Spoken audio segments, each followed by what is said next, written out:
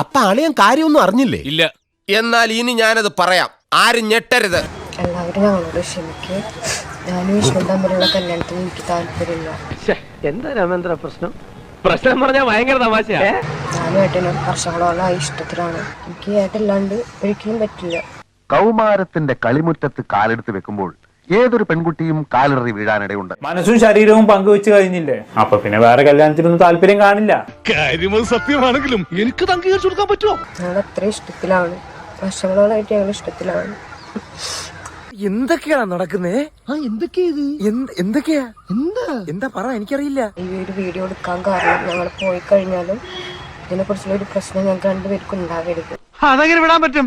തെമ്മാടത്തിനൊന്ന് ഒരിക്കൽ പറഞ്ഞാൽ മതിയോ? ഞങ്ങൾ അന്വേഷിച്ച് ആരും വരരുത്, ഞങ്ങൾക്ക് പിരിയാൻ പറ്റില്ല.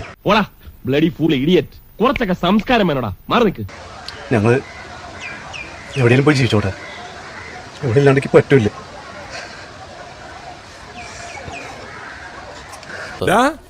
നീ ഇത്രല്ലേ കണ്ടുള്ളൂ, അങ്ങോട്ട് നോക്കിയേ. സാലറി കിട്ടേണ്ട ആ ഒരു ഡേറ്റ് വരെ വെയിറ്റ് ചെയ്തിരിക്കുകയായിരുന്നു. അതുവരെ പിടിച്ചു നിൽക്കുകയാണ് ശരിക്കും. ഇത് കിട്ടിക്കഴിഞ്ഞാല് ഞങ്ങൾ ഈ കല്യാണം നമ്മൾ ഉറപ്പിച്ചിരിക്കുന്നു. ഇതിനുശേഷം ഞാൻ ഇന്നലെ നമ്മുടെ ഈ ഒരു വീഡിയോ ഒക്കെ ഞാൻ ഇൻസ്റ്റയിലാണ് നോക്കിയ സമയത്ത് കണ്ടത്. പക്ഷെ എന്റെ നോവലിൽ ഇപ്പോൾ ആവശ്യം അപ്രതീക്ഷിതമായ ഒരു ട്വിസ്റ്റാണ്.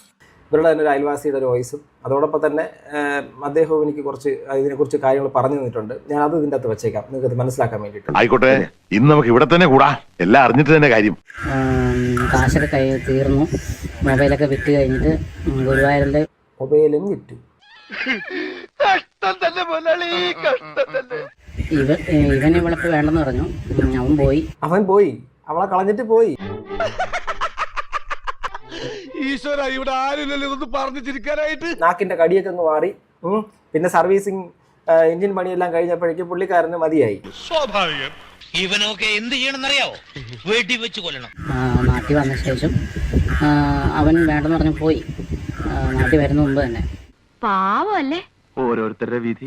എന്റെ കയ്യിൽ അവനെ കിട്ടിയേ ഞാൻ അവനെ അരിഞ്ഞു മുളകിട്ട് വെറുതെ അങ്ങനെ തിന്നിടോ. ഫാമിലിത്തെ ആൾക്കാർ പറഞ്ഞു, അച്ഛനമ്മയും എല്ലാവരും പറഞ്ഞു വേണ്ട.